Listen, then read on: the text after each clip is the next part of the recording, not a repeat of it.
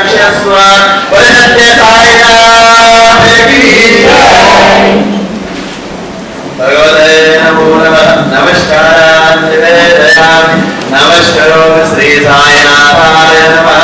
अंधकारतिमिरान्धस्य ज्ञानाञ्जनशलाकया चक्षुरुन्मीलितं येन तस्मै श्री गुरुवे नमः। बोले सद्गुरुनाथ की जय। भगवान साईं यहाँ पहले से प्रतिष्ठित है। इस बार प्रतिष्ठा का पूरा विधि, क्योंकि सिर्फ उनका स्थान परिवर्तन किया है और भगवान विराजते हैं, तो 3 चीजें मुझे आवश्यक है। अग्नि के रूप में दीपक, गाय और ब्राह्मण, तीनों के साक्षी में भगवान यहाँ पर आए हैं। भगवान साईनाथ को प्रणाम कीजिए। बोले साईनाथ विश्वाभूतानि प्रभास्यानुत्तमे प्रभादोत्तमे पुरुषः पादोष्य भयानाथ की भगवते नमो नमः। साईनाथाय नमो नमः। ओम सहस्रशीर्षाभूषा सहस्राक्षसहस्रपादा सबोधितुं सर्वतस्त्वादिष्टपादोष्यभूतानि भगवते नमो नमः। साईनाथाय नमो नमः। समर्पयामि स्नानं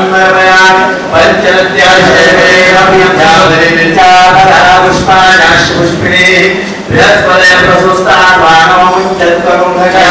भगवते साईनाथाय नमो नमः। हरिद्राभिषेकं निर्मयामि। हरिद्राभिषेकान्ते शुद्धोदकस्मान् निवेदयामि। भस्मलेपनानि चर्पयामि।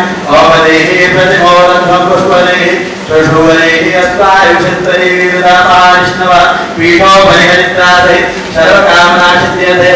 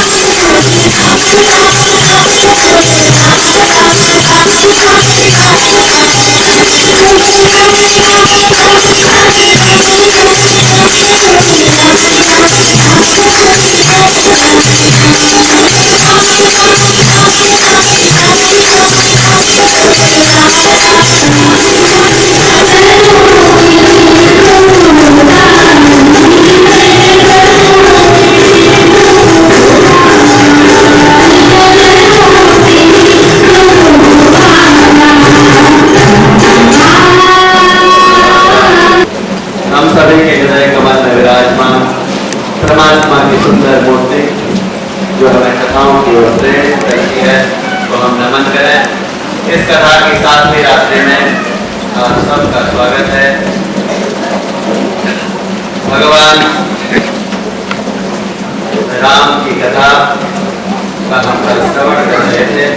भगवान राम और सीता के विवाह का प्रसंग है। भगवान राम अपने गुरु के पास से शिक्षा प्राप्त करने के पश्चात विश्वामित्र के साथ जनकपुरी में उनका प्रवेश हुआ। शास्त्रकारों ने कहा अगर अच्छा गुरु प्राप्त हो जाए, अच्छा गुरु की कृपा हो जाए तो मनुष्य के जीवन में फिर कोई बाधा, कोई संकट रह ही नहीं जाता। स्वयं विश्वामित्र राम जी के गुरु हैं और राम जी को लेकर विश्वामित्र जनकपुरी में प्रवेश करते हैं। जनकपुरी ऐसी नगरी जहाँ का राजा विदेह है। विदेह का मतलब जो निरंतर परमात्मा का संकीर्तन करने वाला, स्वयं भूदेवी जिसकी पत्नी है और जिसकी पुत्री है और जिसके दामाद स्वयं परमात्मा होने वाले हैं, ऐसा विदेह निरंतर, उसका नाम विदेह। विदेह का मतलब जो शरीर में रह के भी शरीर में नहीं रहता। उनके गुरु का नाम है अष्टवक्र। अष्टवक्र 8 जगह से टेढ़े हैं। अष्टवक्र का जो शरीर है वह 8 जगह से टेढ़े हैं, इसलिए उनका नाम अष्टवक्र है। उनके पिताजी ने उन्हें श्राप दे दिया था। एक बार अष्टवक्र के पिता कहीं गलत श्लोक बोल गए और अष्टवक्र मां के गर्भ में ही थे, मां के पेट में ही थे। पिता ने गलत श्लोक बोला, पुत्र ने अंदर से ही माता के वाणी में टोक दिया पिता को। पिता ने पुत्र को श्राप दे दिया अष्टवक्र, लेकिन मां ने फिर आशीर्वाद दिलवाया पिता से। पिता ने आशीर्वाद भी दिया तुरंत कि इसका शरीर अष्टवक्र तो होगा, 8 जगह से टेढ़ा तो होगा, लेकिन यह विदेह का गुरु होगा और इतना ज्ञानी होगा कि बड़े बड़े शास्त्रकार इसको नतमस्तक हो जाएंगे इसके सामने। विदेह के गुरु हुए अष्टावक्र। अष्टावक्र ने जनक को बहुत सारे उपदेश दिए। सुंदर सुंदर उपदेश देकर जनक राज्य करते हैं, लेकिन उसी प्रकार से राज्य करते हैं जैसे कमल में पानी स्पर्श नहीं होता। कमल को आप कितना ही पानी में डुबाओ, लेकिन कमल के पत्तों में पानी लगता नहीं। उसी प्रकार से राजा जनक जो है राज्य करते हैं, लेकिन उन्हें राज्य से कोई लगाव नहीं, कोई विशेष। राज्य तो करते हैं सिर्फ इसलिए क्योंकि उनके ऊपर वो भार है, अपने कर्तव्य को सही ढंग से निभाते हैं, लेकिन राज्य चला जाए, राज्य से उनका कोई विशेष अटैचमेंट नहीं है। उन्हें अपनी प्रजा की रक्षा करना वो अपना कर्तव्य समझते हैं और इस प्रकार से अपना जीवन चलाते हैं। जब उन्हें मालूम चला कि विश्वामित्र जनकपुरी में पधार चुके हैं, राजा जनक ने अपने सैनिकों के साथ एक सुंदर से उपवन में जाकर उनका स्वागत किया और उपवन में ही उन्हें ठहराया कि कहा महाराज, जो राजनगर का जो स्वरूप है वह संतों के रहने से जैसा नहीं है। आप इस उपवन में निवास कीजिए। रामचंद्र जी के साथ विश्वामित्र उस उपवन में निवास करने लगे। रात्रि में बहुत लंबी यात्रा करके आए थे। अपने गुरु के चरण दबाते हैं रामचंद्र जी। गुरु ने उन्हें बहुत सारा आशीर्वाद दिया कि तुम्हारा यश तीनों लोगों में फैले। गुरु का अर्थ है गु मतलब अंधकार, रू मतलब प्रकाश। अंधकार से प्रकाश में जो ले जाता है। जिस प्रकार से जो घड़ा बना, कभी किसी घड़े बनाने वाले को देखा? घड़ा बनाने वाला देखा किसी ने? कुम्हार बोलते हैं, कुम्हार देखा? नहीं देखा। जब कुम्हार घड़ा बनाता है तो क्योंकि मिट्टी का जो घड़ा है उसका आकार कैसे देगा? तो एक हाथ अंदर रखता है और बाहर से गोल करता है उसको, ऐसे हल्की हल्की, बहुत जोर से नहीं मारता, ताकि उसका आकार गोल आए। क्योंकि वो चाक जो घूमता रहता है, टीवी में देखा होगा, चाक घूमता रहता है, उसके अंदर से वो हाथ ऐसे लगा के उसको गोल गोल ऐसे पीटता रहता है। अब कोई सामने देखने वाला सोचे कि ये जो कुम्हार है ये इस घड़े को बनने नहीं दे रहा है, ये इसको बिगाड़ना चाहता है, लेकिन वास्तव में उसने अंदर से उसको सहारा देके उसको सही आकार। गुरु का कर्तव्य यही। गुरु कभी कभी बहुत डांट देते, अभी तो गवर्नमेंट ने भी बोल दिया मारना मना है बच्चों को, है। लेकिन जब से मैंने देखा, मेरा खुद का अनुभव, जब से गुरु लोगों का प्रतिबंध बहुत ज्यादा लेकिन थोड़ा थोड़ा दंड बहुत जरूरी है। रामचरितमानस के सुंदरकांड में तो भगवान श्री राम स्वयं कह देते हैं, भय बिन होति न प्रीत। जल के बिना प्रेम हो नहीं सकता। जब तक भय ना हो तब तक प्रेम नहीं हो। तब तक तो फिर आज्ञा की अवहेलना हो जाएगी। आज्ञा देते रहे वो सुना कर दिया। डर होना जरूरी है। डर का इसका मतलब ये नहीं कि मुझे मार देगा, ऐसा डर ऐसा कि मुझे अनुशासन में रहना चाहिए। अगर मान लिया गवर्नमेंट लगा दे कि कल से ट्रैफिक का कोई रूल नहीं है, तो क्या होगा?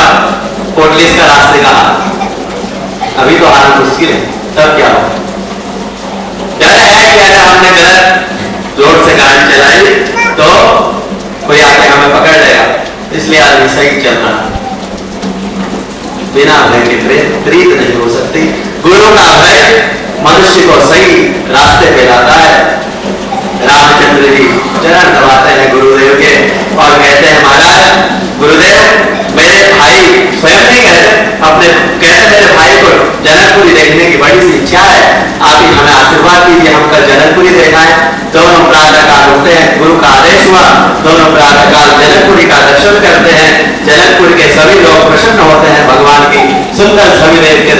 वही किशोर सुषमा सदना श्याम गौर सुधाम, एक सांवले कलर की और एक गोरे, दोनों को सुंदर स्वरूप को देख के सारा, जिस प्रकार से भगवान जब मथुरा पहुंचे थे कृष्ण और बलराम नगर की प्रदक्षिणा की थी, इसी प्रकार से यहाँ जनक के राज्य में लक्ष्मण और भरत नगर की प्रदक्षिणा करते हैं।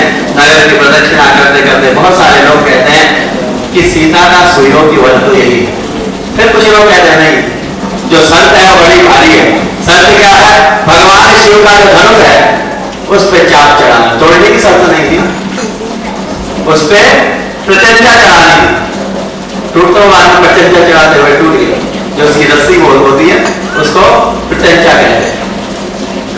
तो बोला शंकर का चाप, शंकर का धनुष और ये दोनों सुकुमार बालक ये कैसे करेंगे? सीता का विवाह इनसे तो संभव नहीं। जनक के मन में बताने क्या हुई, जनक ने ऐसा स्वयंवर रचाया, ऐसा संकल्प ले लिया कि जो उस धनुष पे चाप चढ़ा लेगा उसी के साथ मैं अपनी पुत्री का विवाह करूंगा। ये दोनों तो विवाह के मंडप में आए तो हैं, लेकिन इनका विवाह संभव नहीं। सारे नगरवासी दुखी हैं कि कितना सुंदर हो, हमारे राजा की पुत्री का विवाह इन दो सुंदर बालकों में से जो बड़े हैं, राम जी वो सांवरे हैं, श्याम गौर शुभ राम, ऐसे इनसे अगर सीता का विवाह हो जाए तो बार बार इनके दर्शन हो, बार बार आते रहेंगे तो इनके दर्शन हो। सारा नगर राम की चर्चाओं से भरा पड़ा है। इधर भगवान राम नगर घूम रहे हैं, वहां सीता जी माँ जगदम्बिका गौरी का पूजन करके पहुंचती हैं। माँ गौरी से आशीर्वाद लेती हैं। आशीर्वाद लेने के पश्चात महल में प्रवेश माता जी का, माता जी यहाँ महल में प्रवेश करती हैं। स्वयंवर का दिन आता है, सभी राजाओं के बीच में सारे राजा, कथा को संक्षिप्त करो, सारे राजा जो है उस स्वयंवर में विराजते हैं। स्वयं रावण भी उस स्वयंवर में पहुंचता है। बड़े बड़े बहादुर, बड़े बड़े शक्तिशाली राजा उस स्वयंवर में पहुंचते हैं। कोई भी धनुष तोड़ने में समर्थ नहीं हो पाता। उसके पश्चात लक्ष्मण जी, जब राजा जनक दुखी होकर कह देते हैं कि लगता है यह पृथ्वी जो है क्षत्रियों से खाली हो गई, अब कोई क्षत्रिय नहीं रह गया, क्योंकि कोई भी भगवान शिव के धनुष को उठाने के लायक ही नहीं रहा। अगर कोई प्रश्न आपको दिया जाए और कोई उस प्रश्न का उत्तर नहीं दे पाए तो हम क्या बोलते हैं? अब इसका जवाब कोई नहीं दे पाएगा, यानी कोई विद्वान ही नहीं है, इस विषय का कोई मास्टर ही नहीं है। तो राजा जनक कहते हैं मुझे ऐसा लगता है कि अब इस सभा में कोई भी क्षत्रिय नहीं है। लक्ष्मण क्रोधित हो जाते हैं, क्योंकि लक्ष्मण कौन है? कौन है लक्ष्मण? स्वयं शेषनाग, नाग का स्वरूप है। लक्ष्मण शेषनाग है, ये प्रमाणित इससे भी होता है।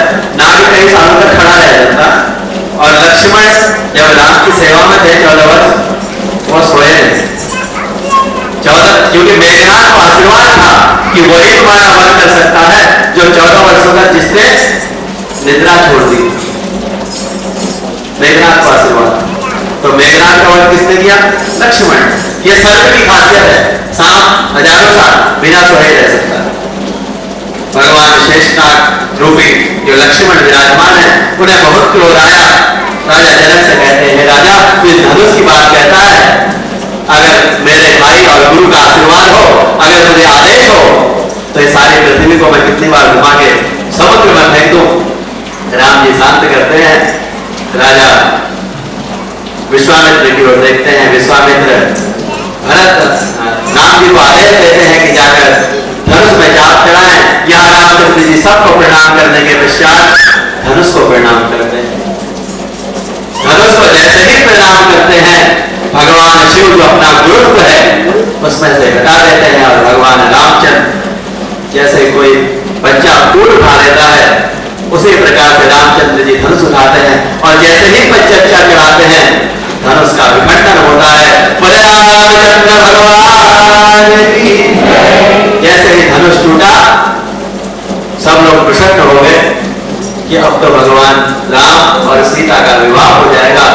लेकिन तभी दूर ऋषिमुख पर्वत पर बैठे हुए परशुराम की जो समाधि थी वह टूट जाती, क्योंकि तीन धनुष थे भगवान शिव के, तीन धनुष, और तीनों धनुष भगवान शिव ने परशुराम को दे दिए। परशुराम ने और तीन धनुष में से एक धनुष अपने पास रखा, जो विजय धनुष के नाम से जाना गया, उनके हाथ में जो था। बाद में उन्होंने वो धनुष दिया था कर्ण को। दूसरा धनुष राम जी बहुत जगह में है। यहाँ लक्ष्मण जब ऐसे सुनते हैं, लक्ष्मण को हंसी आती है, लक्ष्मण मुस्कुराते हैं कि ये ब्राह्मण हाथ में कुल्हाड़ी लेके आया तो है, और एक छोटे से धनुष के लिए जो बस प्रचर्चा चढ़ाने में, यानी कि पुराना धनुष था, उसके टूटने से इतना दुखी हुआ। और बहुत अभिमान से कहता है, लक्ष्मण बहुत ज्यादा परशुराम जी को चिढ़ा देते हैं कि आप तो, हमने तो बचपन में पता नहीं कितने धनुष तोड़ दिए महाराज, और आप इस धनुष के लिए हमसे लड़ाई कर, कितने धनुष चाहिए आपको? हम राजपुत्र हैं, आपको जितने धनुष चाहिए सब दे देंगे। परशुराम कहते हैं, धनुष समझ त्रिपुरारी धनु, इसमें साधारण धनुष नहीं है महाराज, यह त्रिपुरारी का धनुष है। धनुष समझ त्रिपुरारी धनु, ये धनुष साधारण धनुष नहीं, भगवान शिव का स्वयं मुझे दिया हुआ धनुष था, जिसको मैंने धरोहर के रूप में सौंपा नहीं था। धरोहर, धरोहर का मतलब, धरोहर का मतलब आप अपनी चीज किसी को सुरक्षित रखने के लिए दे देते हैं, वो धरोहर कहलाती है। क्या बोलते हैं उसको? कोई अपनी चीज संभालने के लिए किसी को दे देते हैं तो क्या बोलते हैं उसको? संभाल के रखना, मैं वापस आके लूंगा, कभी भी ले सकता हूं। आप कोई उसको तोड़ दे तो परशुराम भी क्रोधित होते हैं। यहाँ पर लक्ष्मण से नहीं, लक्ष्मण बहुत चिढ़ा देते हैं, बहुत परेशान करते हैं। राम जी समझाते हैं कि भगवान आपका नाम मेरे से बड़ा, मैं तो आपका दास हूं। बोला कैसे? बोला ऐसे दास हूं, आपका नाम परशुराम और मैंने आपके नाम में दो नाम चुरा दिए। मुझे आप इतने प्रिय हैं कि मैंने आपके नाम को धारण कर दिया। आप परशुराम हैं, मैं राम हूं। बहुत समझाने के पश्चात भी जब क्रोध कम नहीं होता, तो भगवान राम अपना दिव्य स्वरूप अपनी वाणी के साथ ही प्रकट करते हैं। सिर्फ परशुराम को दर्शन होते हैं नारायण के, परशुराम फिर भी नहीं मानते, कहते एक परीक्षा देनी पड़ेगी आपको, अगर आप स्वयं नारायण हैं तो आपको एक परीक्षा देनी पड़ेगी। बोला कौन सी परीक्षा देनी पड़ेगी? आपको एक बाण से 7 वृक्षों का छेदन करना पड़ेगा। आज 7वां निर्देश करा, 7 वृक्षों का छेदन करना पड़ेगा। राम जी ने स्वयं परशुराम का विजय धनुष लिया, जिस धनुष को परशुराम के अलावा कोई चला नहीं सकता था, उसी से प्रत्यंचा चढ़ाई और 7 धनुषों का छेदन किया, 7 वृक्षों का छेदन किया। ऋषि लोग यहाँ पर बताते हैं कि 7 जो वृक्ष थे, ये कौन से वृक्ष थे? मोह, मद, लोभ, मत्सर, ईर्ष्या, द्वेष, इस प्रकार से 7 वृक्ष रूपी जो द्वेष थे, इनका निवारण किया भगवान ने। परशुराम आशीर्वाद देकर विदा होते हैं। भगवान राम और सीता का सुंदर सा विवाह जनक के राज्य में राजा राजा दशरथ बारात लेके पहुंचते हैं, सुंदर सा विवाह होता है भरत और लक्ष्मण के साथ। भरत, लक्ष्मण, शत्रुघ्न सभी लोग बारात के साथ पहुंचते हैं। यहाँ पर चारों भाइयों की शादी एक साथ हो जाती है। अब चारों भाइयों की पत्नियों के नाम क्या क्या नाम थे मालूम है? मालूम याद है? मालूम है? क्या बताओ? मालूम है तो क्या बताओ? मालूम है तो बताने की आवश्यकता नहीं, लेकिन बता देते हैं। 4 पटरानियां, राम जी का विवाह सीता से, लक्ष्मण का विवाह उर्मिला से, भरत का विवाह क्या नाम था? मांडवी, और शत्रुघ्न का विवाह किसके नाम पर? क्या बताया? श्रुतिकीर्ति। अब ये चारों के नाम के भी अलग अलग आते हैं। राम का विवाह सीता, सीत का मतलब सीता का जो सभी प्रकार के तापों को हल लेती है। सीत मतलब ठंडा होगा। राम का विवाह सीता के साथ, राम का विवाह जब सीता के साथ होगा तो सभी प्रकार के जो शीत है, जो सभी प्रकार के दोष है, उनका निवारण कर देती है। लक्ष्मण का विवाह उर्मिला के साथ। उर्मिला मतलब हृदय, मेरा मतलब प्रसन्न हो जाना। लक्ष्य, जिसको लक्ष्य की प्राप्ति होगी, लक्ष्य मतलब एम, लक्ष्य होगा, लक्ष्य मतलब एम, जिसको एम की प्राप्ति होगी उसको मान लो गया, उसका हृदय जो है प्रसन्न हो जाता। हमारे शास्त्र में बड़े सुंदर सुंदर नाम है। पूरे मेरा उल मतलब हृदय, मेरा मतलब प्रसन्न, जिसका हृदय हमेशा प्रसन्न है उसके साथ लक्ष्मण का विवाह। भरत का विवाह मांडवी के साथ। भरत जो है मांडवी का मतलब जो महिमा मंडल करती है, जो महिमा को फैलाती। भरत की महिमा को इसने, भरत इतने विशाल हो गए, इतने बड़े हो गए, भरत का ऐसा स्वरूप हो गया रामचरितमानस में, राम जी के बाद भरत का ही नंबर आता, जो जिसके मिलने के बाद आदमी महिमामय हो जाए, वो है मांडवी। शुद्ध कीर्ति, शुद्ध कीर्ति मतलब जिसकी कीर्ति सुन के सबको अपने आप आ जाए, जिसकी कीर्ति मतलब यश, शुद्धि मतलब सुना हुआ, उसका विवाह हुआ शत्रुघ्न के साथ। ये चारों कन्याओं का विवाह करने के पश्चात बारात जनकपुरी को पहुंची। जनकपुरी में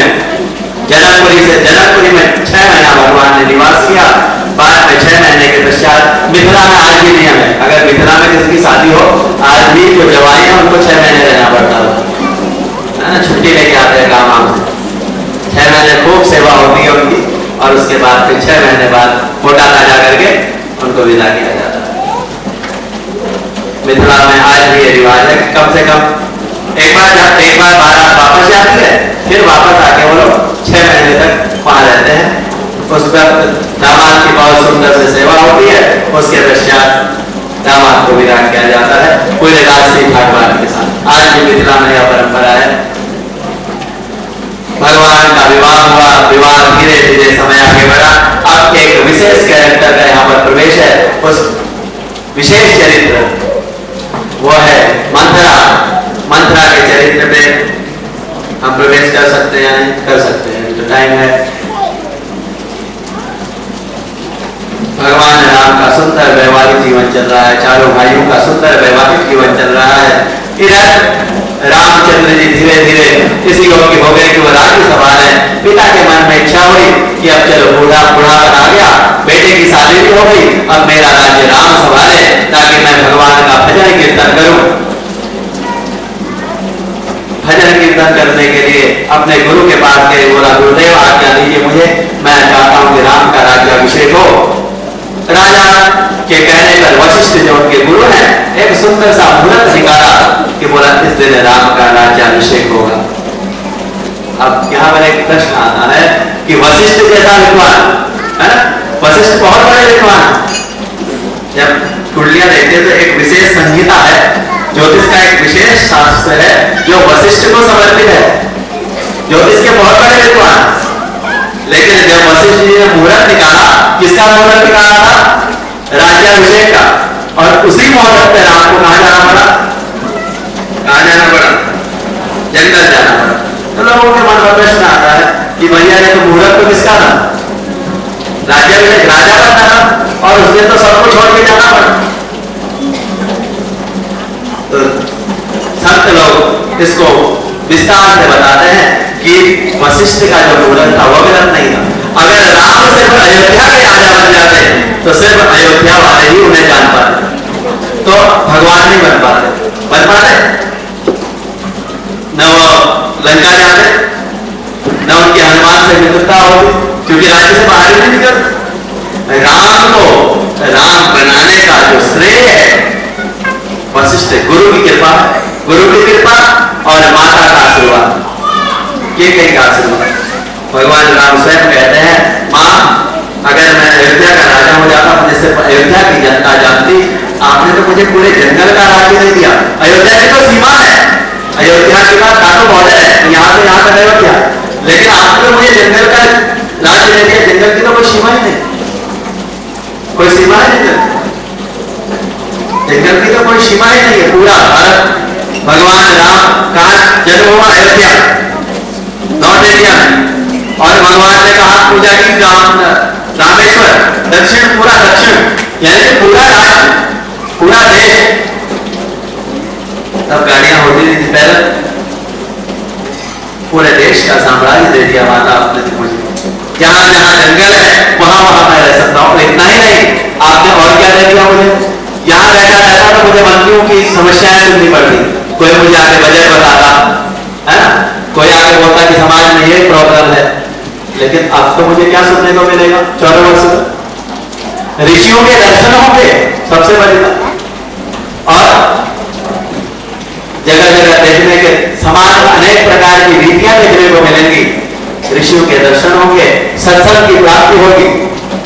मां आपने मेरे साथ अहित तो किया ही नहीं। वशिष्ठ के इस मुहूर्त को भगवान राम ने स्वीकार किया। ये आप सभी जानते हैं यहाँ पर कथा के इस बारे में कि लक्ष्मण के राजा दशरथ ने 2 वचन देने का आशीर्वाद दिया था। किसको? कैकेयी को। कैकेयी ने 2 वर मांगे, एक से भरत को राजगद्दी और दूसरे से राजा राम को विशेष रूप से, विशेष लिखा है, तापस वेश रहे बनवासी। गांव में नहीं जाए, शहर में नहीं जाए, किसी दूसरे शहर में रहने लगे, ऐसा नहीं। कहां है? जंगल में रहे। इसलिए भगवान राम ने रावण के विजय प्राप्त करने के पश्चात भी लंका में प्रवेश नहीं किया, लंका में प्रवेश नहीं किया। और जब सुग्रीव बाली को मारा, उसके बाद सुग्रीव ने बोला महाराज मेरा राज्याभिषेक करने तो आइए। बोला नहीं, मैं तो नहीं आ सकता। लक्ष्मण बोले क्योंकि माँ की आज्ञा है और पिता का वचन है, इसलिए शहर में तो प्रवेश नहीं कर सकता, मैं तो जंगल में ही रहूंगा। विशेष रूप तापस वेश रहे बनवासी, वन में निवास करो, ऐसा पिता की आज्ञा है। वन में भगवान ने निवास किया 14 वर्ष तक। मां के आशीर्वाद के साथ भगवान ये दो वरदानों के बाद भगवान राम का वनवास हुआ। दोनों सारी प्रजा दुखी हुई। प्रजा के दुखी होने के बाद भगवान समुद्र नदी के किनारे पहुंचे। नदी के किनारे पहुंचे, गंगा नदी को प्रणाम किया। केवट ने भगवान राम को पार करवाया। केवट का सुंदर सा चरित्र है, केवट के चरित्र पर थोड़ा सा विराम करें। केवट का जो चरित्र है, केवट कोई साधारण आदमी नहीं, केवट को परमात्मा का स्वरूप दिखाई दे रहा है। उसको मालूम है ये लोग आ रहे हैं कोई साधारण व्यक्ति है ही नहीं। ये मुख्य मुख्य कथाएं मैं लेता हूं। केवट, केवट का मतलब जो नाव चलाता है, वो कहता है भगवान से, भगवान आप भी केवट है, मैं भी केवट हूं। भगवान राम जब पहुंचते हैं उसके पास तो बोलता है आप भी केवट है, मैं भी केवट हूं। तो सीता पूछती कैसे भैया, तू केवट है तो नाव चलाता, मेरे पति केवट कैसे करेंगे? तो राजा राम कैसे केवट है? बोला तुम तो सिर्फ गंगा जी को पार करवाते हैं, ये तो भवसागर से पार करवाते हैं। ये कोई साधारण नदी से पार नहीं करवाता, ये सारा संसार समाज रूपी जो भवसागर है उसको पार करवाने वाले केवट। बोला आप भी केवट हो, मैं भी केवट हूं। आग को प्राप्त करने के लिए मनुष्य को निरंतर सतत चिंतन करना पड़ता है। मुझे प्राप्त करने के लिए मेरी एक शर्त है मालक, आपको पार तो करवा दूंगा लेकिन एक शर्त है। बोला क्या शर्त है? बोला आपके जो पैर है ना ये बड़े मायावी हैं। आपके जो पैर हैं इनको ये जिस चीज पे लग जाता है वो नारी हो जाती। मेरे को तो बड़ा कष्ट हो गया। आप मेरी नाव में बैठ जाएंगे और ये कल अगर मेरी नाव स्त्री हो गई, अहिल्या का प्रसंग सुना था। बोला अगर मेरी नाव स्त्री होगा तो मेरी रोजी रोटी बंद हो जाएगी, खाना पीना बंद, मेरे घर में एक मेहमान और खाना पीना बंद। भगवान राम उसे सुनाते कि ऐसा नहीं है, वो तो श्राप था ऋषि का, बहुत समझाते मानता नहीं, जन्म करता है लेकिन भगवान के चरण तक उसका पानी नहीं पहुंचता। स्वयं आंखों के जल से भगवान के चरण धोता है। भगवान राम बड़े प्रसन्न मन से उसकी नाव में बैठते हैं। नाव पार करने के पश्चात केवट से कहते हैं, केवट तूने नाव तो पार करवा दी, अब दक्षिणा दे जो किराया वाले। सीता जी अपने हाथ की जो अंगूठी है, क्योंकि लाए तो कुछ नहीं, राम जी तो तापस में था, सोने के सर में लाए नहीं थे। तो राम जी सीता जी की ओर देखते हैं। सीता देखते हैं कि पति कुछ देने का विचार है पति के मन में। अंगूठी निकाल के जैसे ही देने को होती है तो केवट मना करता है, बोलता प्रभु बस एक कृपा कर देना, आज मैंने आपको इस गंगा जी को पार करवा दिया, जब मेरा नंबर आए ना तो भवसागर मुझे पार कर दे। जब मेरा नंबर आएगा तो इतनी कृपा कर देना कि मेरे जो पाप है, मेरे जो पूर्वजों के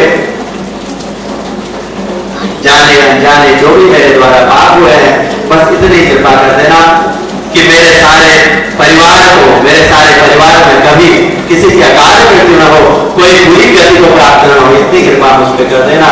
केवट को बहुत सारा आशीर्वाद देके और फिर से दर्शन का आशीर्वाद देके कि जब वापस लौटूंगा तो फिर से तुझे दर्शन होगा, ऐसा आशीर्वाद देके भगवान पंचवटी में पहुंचते हैं। पंचवटी में भरत और राम का फिर से मिलाप, दोनों का मिलाप होने के पश्चात राम अपनी चरण पादुकाएं लक्ष्मण को देते हैं, भरत को देते हैं। भरत मस्तक में राम की चरण पादुकाएं लेके राज्य करते अयोध्या आते हैं और अपने राम की चरण पादुकाएं गद्दी पे रख के स्वयं नंदीग्राम का है मालूम आपको? नंदीग्राम भगवान राम रहते हैं इधर अयोध्या में। नंदीग्राम आपका आ जाता है महाराष्ट्र में। नंदीग्राम में बैठ के वो भी भगवान का तप करना प्रारंभ करते हैं। पंचवटी में नाना ऋषियों से भगवान की मुलाकात होती है। उसके पश्चात पंचवटी में ही एक दिन रावण मां सीता का हरण कर लेता है। कथा संक्षिप्त में ले रहा हूं। हरण कर लेने के पश्चात भगवान राम निकल पड़ते हैं सीता की खोज में, सभी से पूछते हुए। तभी उनकी मुलाकात होती है किससे होती है? जिससे हनुमान जी महाराज की। भगवान राम कथा में हनुमान जी की एंट्री हो गई। भगवान राम की कथा में हनुमान का प्रवेश, और हनुमान मिलते किस वेश में है? ब्राह्मण वेश। ब्राह्मण वेश रख के जाते हैं, क्योंकि सुग्रीव को डर होता है कि पानी ने भेजा हुए दो लोग हैं जो मुझे मारने आ रहे हैं, आप जाओ इनसे पूछो ये कौन है। अब हनुमान जी ने भी देखा था, पहले छोटे छोटे थे, अभी बड़े हो गए। हनुमान जी पहुंचते हैं, बोलते महाराज आप तो बदमाशी तो लगते नहीं, कंधे में धनुष बाण, राजाओं जैसा स्वरूप है आपका।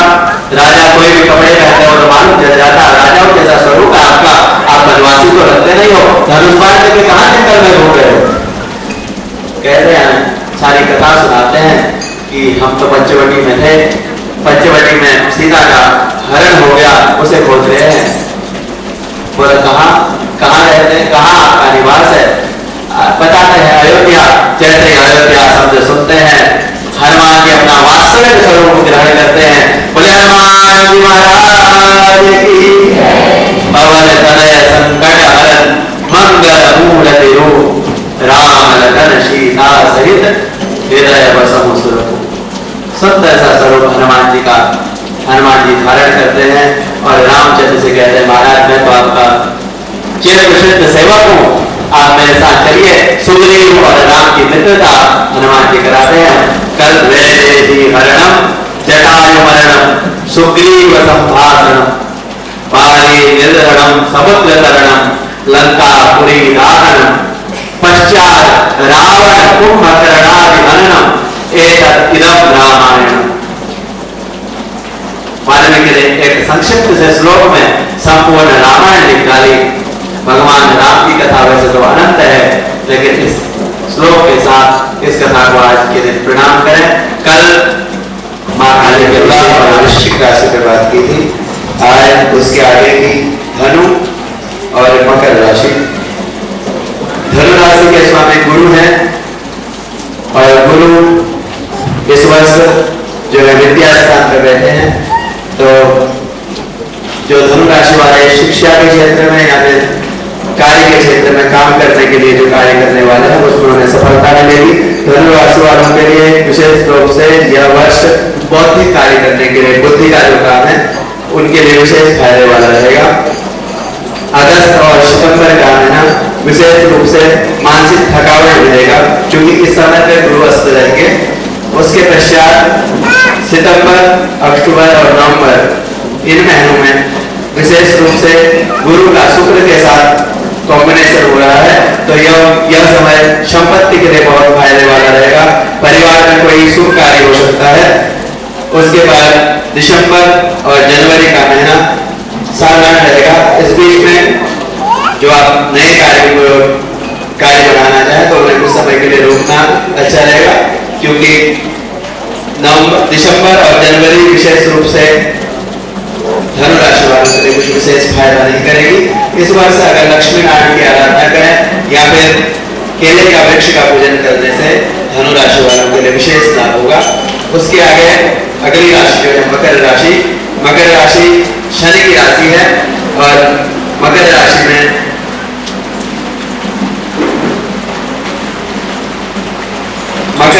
सूर्य की अंतर दशा चलेगी, तो सूर्य के साथ पेट संबंधी समस्याएं इस वर्ष रहेगी। मकर राशि वालों को पेट संबंधी समस्याओं के साथ परिवार में कुछ मनमुटाव रहेगा। अगस्त से सितंबर का जो महीना है संपत्ति के लिए बहुत अच्छा है, और उसके पश्चात सितंबर, अक्टूबर और नवंबर कुछ हेल्थ संबंधी समस्याएं रहेंगे। इस वर्ष इन्हें पेट संबंधी समस्याओं का सामना करना पड़ेगा। विशेष रूप से जनवरी और दिसंबर का जो महीना है, इन महीनों में विशेष रूप से पेट संबंधी समस्याएं, कमर संबंधी समस्याएं रहेंगी। कुल मिला के इस वर्ष अगर मकर राशि वाले भगवान शिव की आराधना करें तो उन्हें विशेष लाभ होगा। काले वस्त्रों का दान भी विशेष फायदे वाला रहेगा। इन दोनों राशियों का अनुपात ऐसा रहेगा। धनु राशि वालों के लिए यह वर्ष जो है 7 और 11 का है, यानी कि 11 कमाएंगे तो 7 खर्च करेंगे, फायदे वाला साल है। और वही जो मकर राशि वाले हैं उनके लिए यह साल जो है नुकसान वाला साल है। 11 कमाएंगे तो 14 खर्च करेंगे, तो थोड़ा सा पहले इत्यादि आर्थिक रूप से भी परेशानी रहेगी। विशेष रूप से भगवान की आराधना से सभी प्रकार के दोषों का निवारण होगा। आगे की राशियों पर कल प्रकाश डालेंगे। अभी भगवान की प्रेम से जयकारे के साथ भगवान की आरती